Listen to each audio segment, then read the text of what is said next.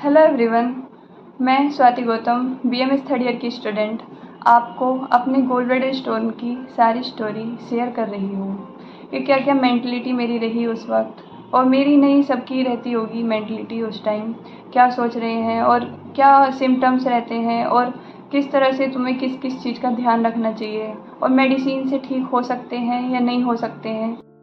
जब तुम्हें gold bladder stone हो जाता है तो उसके सिम्टम्स ये है कि नोसिया होगा, तुम्हें वोमिटिंग होगी, वोमिटिंग जैसी फील आएगी, और तुम्हारे पेट के राइट साइड में पसली के नीचे मतलब रिब्स के नीचे तुम्हें एक सीवियर पेन होगा, बहुत ज़्यादा पेन होगा बहुत तेज़ी से, और तुम्हारा डाइजेशन भी प्रॉपर नहीं होगा। तो ये सब तुम्हें सिम्टम्स तुम्हारे गोल्ड ब्लैडर स्टोन के हैं। इन सब सिम्टम्स को देख के तुम एक आइडिया लगा सकते हो। जब मुझे गोल्ड ब्लैडर स्टोन का पता चला तो मुझे 3 दिन तक नींद नहीं आई बिल्कुल भी। बस दिमाग में ये रहता था किसी तरह मेडिसिन से ठीक हो जाए, बस ऑपरेशन ना हो पाए। बस इसी तरह से मैं दिमाग में यही चीज़ घूमती रहती थी। 3-4 दिन तक मैं यही घूमती रही।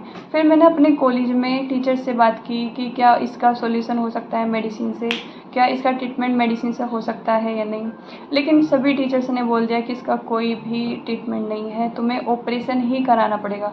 बहुत ही ज़्यादा रेयर केसेस है कि तुम्हें वो पेशेंट ठीक हो जाए, गोल्ड ब्लैडर स्टोन का पेशेंट ठीक हो जाए। बहुत ही रेयर केसेस में ठीक हो जाते हैं पेशेंट, लेकिन मैक्सिमम केसेस में पेशेंट ठीक नहीं होते हैं, क्योंकि गोल्ड ब्लैडर की जो डक्ट होती है वो 3 mm होती है, और स्टोन हमारा 19 mm, 20 mm, 25 mm इस तरह से हमारा स्टोन होता है। अगर वो टूट के थोड़ा भी अगर डक्ट में फंस जाता है तो हमारी डेथ भी हो सकती है। इसलिए ये एक रिस्क है कि अगर तुम मेडिसिन ले भी रहे हो, अगर वो टूट भी रहा है तो आगे तुम्हें रिस्क बहुत बड़े वाला लेना होगा। और एक चीज़ का ऑपरेशन के बाद ध्यान ज़रूर रखें कि कॉन्स्टिपेशन ना हो पाए।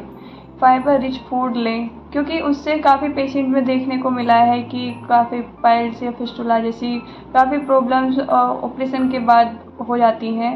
लेकिन इन सब चीज़ों का तुम अगर फाइबर रिच फूड लेते हो तो ये सब प्रॉब्लम तुम्हें नहीं होगी।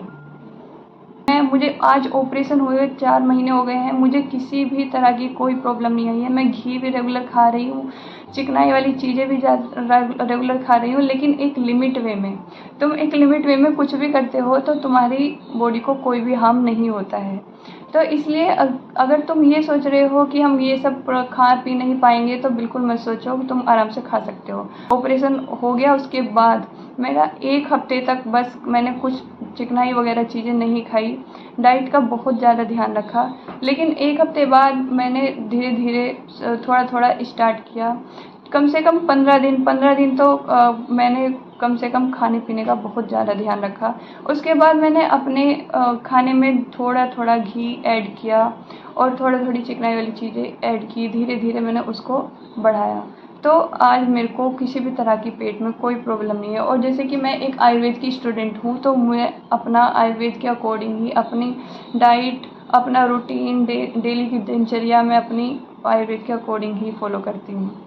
ऑपरेशन ही कराना बेस्ट, लेप्रोस्कोपी द्वारा ही ऑपरेशन बेस्ट माना गया है, क्योंकि उसमें रिकवरी जल्दी हो जाती है। और ऑपरेशन जब होता है तो उसके बस 3-4 दिन बाद तुम चलने फिरने लग जाते हो, और उसमें ज़्यादा दिक्कत नहीं आती है, पेन भी ज़्यादा नहीं होता है। एनेस्थीसिया तो तुम्हें दे दिया होता है, तो तुम्हें ऑपरेशन के दौरान कुछ पता नहीं चलता पेन है या नहीं।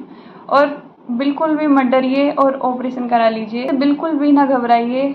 लेप्रोस्कोपी द्वारा ही अपना ऑपरेशन करवाइए, क्योंकि दूरबीन वाला ही ऑपरेशन ये बोला गया है कि काफ़ी जल्दी रिकवरी हो जाती है। मैं भी 2-3 दिन में ही 3 दिन में तो कम से कम चलने लगी थी और जल्दी रिकवरी हो गई थी। और 15 दिन में तुम घूमने फिरने आराम से लग जाते हो 15 दिन बाद, और खाना पीना भी तुम्हारा प्रॉपर अच्छे से हो जाता है। तो बिल्कुल भी ना डरिए, बिल्कुल भी ना घबराइए, और बिल्कुल मेडिसिन पर विश्वास ना कीजिए। फेक मेडिसिन, इधर उधर की मेडिसिन, किसी भी चीज़ पर विश्वास ना कीजिए।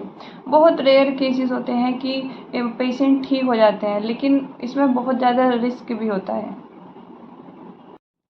मैं आपको अपने चैनल पर आयुर्वेद से रिलेटेड जो भी ट्रीटमेंट होगा या जो भी जानकारी होगी मैं आपको बताती रहूँगी।